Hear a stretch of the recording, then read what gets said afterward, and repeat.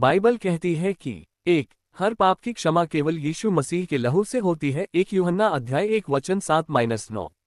2. यदि एक व्यक्ति व्यभिचार से तौबा करता है और यीशु पर विश्वास करके अपने पापों से मुड़ता है तो उसका पाप क्षमा होता है। 3. और यदि वही व्यक्ति आगे जाकर किसी और को भी व्यभिचार से छुड़ाकर मसीह के पास लाता है तो यह उसकी आत्मा जीतने वाली गवाही है। ओपन बुक याकूब अध्याय 5 वचन 19-20 में लिखा है, हे मेरे भाइयों, यदि तुम में से कोई सत्य से भटक जाए और कोई उससे फिर लौटा दे तो वह ये जान ले कि जो पापी को उसके भटकने के मार्ग से फेर लाएगा वह मृत्यु से एक प्राण का उद्धार करेगा और पापों की एक बड़ी भीड़ को ढांप देगा। उंगली से दाहिनी ओर इशारा, इसका मतलब जो पुरुष स्वयं पाप से तौबा करता है उसका पाप क्षमा होता है और जो दूसरों को भी पाप से छुड़ाता है परमेश्वर उसके द्वारा बहुतों के पापों को ढक देता है। एक दिन मेरी कलीसिया के एक भाई ने मुझे सेवकाई का ऑफर दिया। उसका नाम दानियल मलगे था। मैंने सोचा चलो देखते हैं क्या है, लेकिन ऐसा ऑफर था कि मैंने तुरंत स्वीकार किया, क्योंकि प्रभु ने वचन दिया था कि जो हमारे जीवन व्यभिचार हुआ है उसे पाप धोने मौका मिला।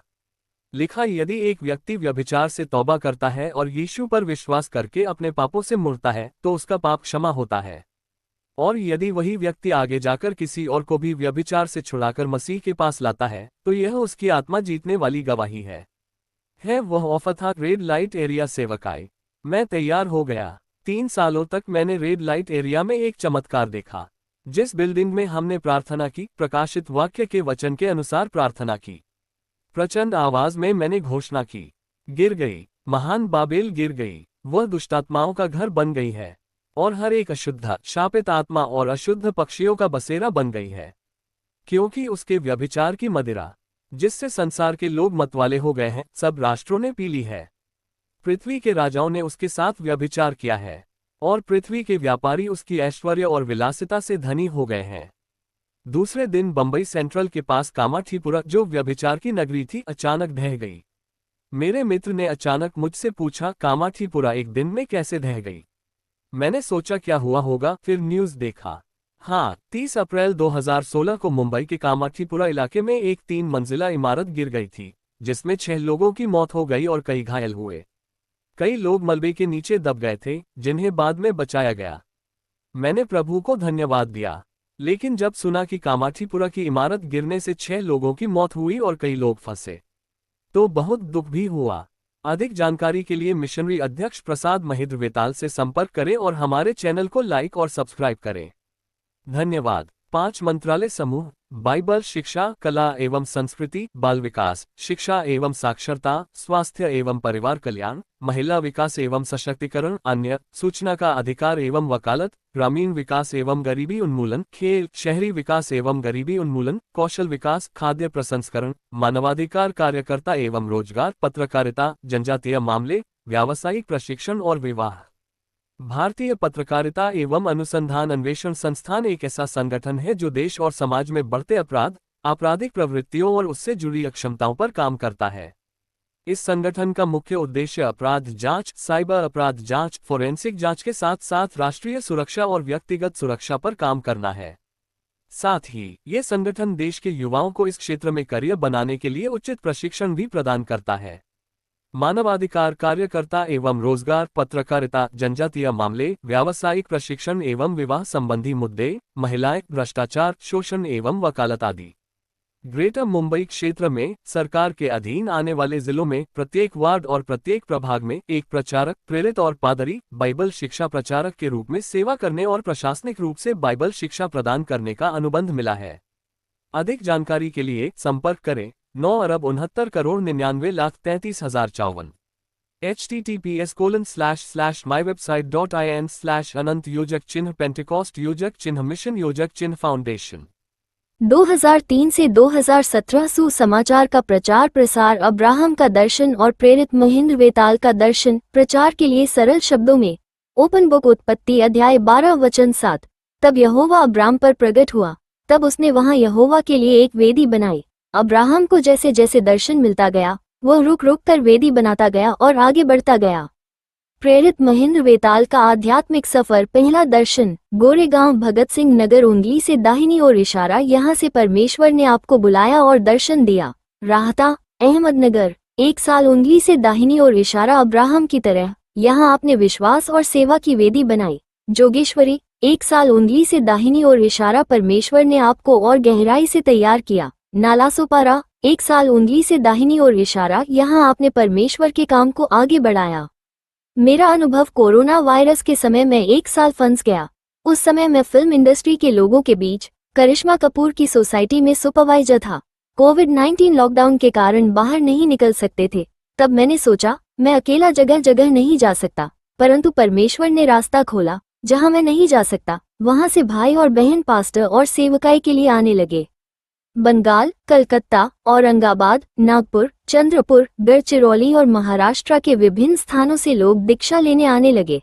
दीक्षा भूमि की आवश्यकता मुंबई में दीक्षा भूमि के लिए मैंने आवेदन किया था। कुछ एजेंसी वाले पैसे खा गए। फिर सोचा परमेश्वर की इच्छा से ही दीक्षा भूमि बनेगी। छोटे घर को बेचकर कुछ पैसे मिले और लगभग 1000 स्क्वायर फीट जगह खरीदी। तैयार करने के लिए और धन की आवश्यकता है।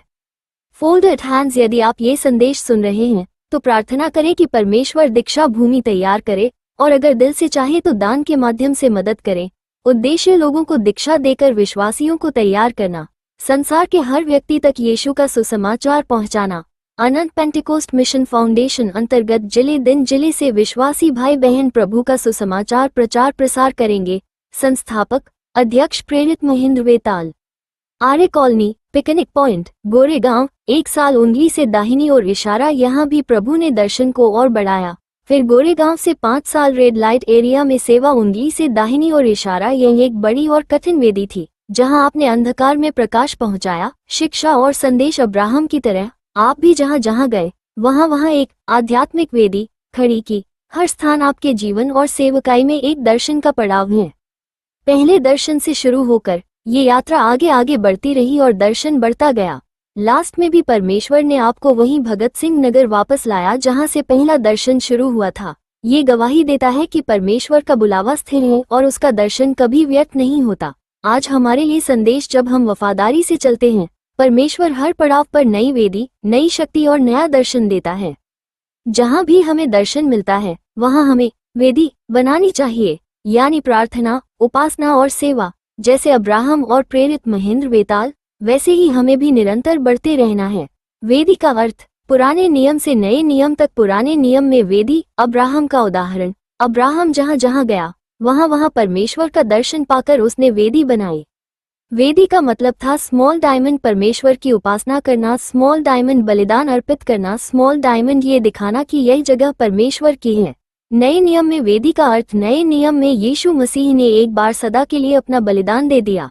इब्रानियों अध्याय 10 वचन 10। अब हमें पत्थरों की वेदी बनाने की जरूरत नहीं है। नई वेदी इक्वल्स परमेश्वर का घर, अर्थात विश्वासियों का जीवन। मसीह ने कहा, क्या तुम्हें नहीं मालूम कि तुम परमेश्वर का भवन हो और परमेश्वर का आत्मा तुम्हारे भीतर रहता है।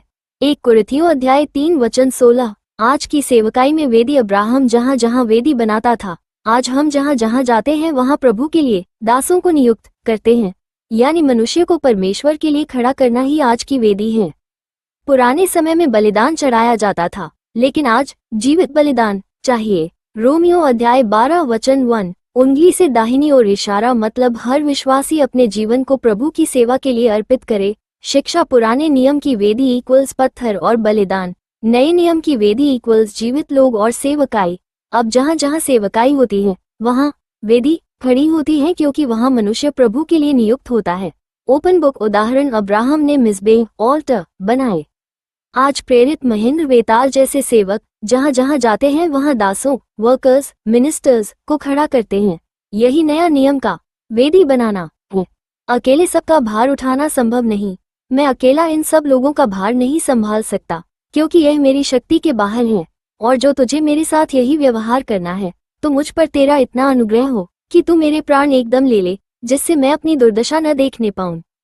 परमेश्वर ने मूसा से कहा, इस्राएली पुरनियों में से 70 ऐसे पुरुष मेरे पास इकट्ठे कर, जिनको तू जानता है कि वे प्रजा के पुरनिये और उनके सरदार हैं, और मिलाप वाले तंबू के पास ले आ कि वे तेरे साथ यहाँ खड़े हों।